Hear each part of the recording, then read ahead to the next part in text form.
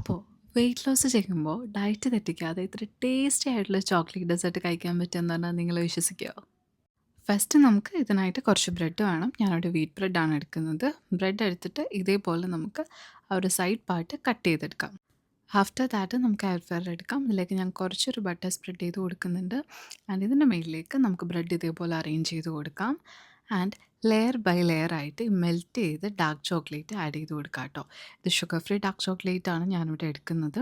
ഇത് ഓരോ ലെയറായി സെറ്റ് ചെയ്തതിന് ശേഷം നമുക്ക് എയർ ഫ്രയറിൽ ജസ്റ്റ് ഒരു 2 മിനിറ്റ്സ് ഹീറ്റ് ചെയ്തെടുക്കാം. ഇത് കംപ്ലീറ്റ്ലി ഓപ്ഷണൽ ആണ്. ഇങ്ങനെ ഹീറ്റ് ചെയ്യുമ്പോൾ ഇതൊന്നുകൂടി സെറ്റ് ആവും കേട്ടോ. അപ്പോൾ സെറ്റ് ചെയ്ത് വെച്ചേക്കുന്ന നമ്മുടെ ബ്രെഡിൻ്റെ മേളിലേക്ക് ഒരു റോബസ്റ്റ സ്ലൈസ് ചെയ്ത് ആഡ് ചെയ്യുന്നുണ്ട്. കുറച്ച് ഡെക്കറേഷന് വേണ്ടി ക്രഷ്ഡ് കാഷ്യൂ നട്ട്സും കൂടി ആഡ് ചെയ്യുന്നുണ്ട്.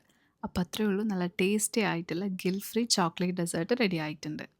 അപ്പോൾ ഡയറ്റിലൊക്കെ ഇരിക്കുമ്പോൾ ഷുഗർ ക്രേവിങ്സ് വരുമ്പോൾ ട്രൈ ചെയ്യാൻ പറ്റിയ അടിപൊളി റെസിപ്പിയാണ്. എന്തായാലും എല്ലാവരും ഒന്ന് ട്രൈ ചെയ്ത് നോക്കൂ.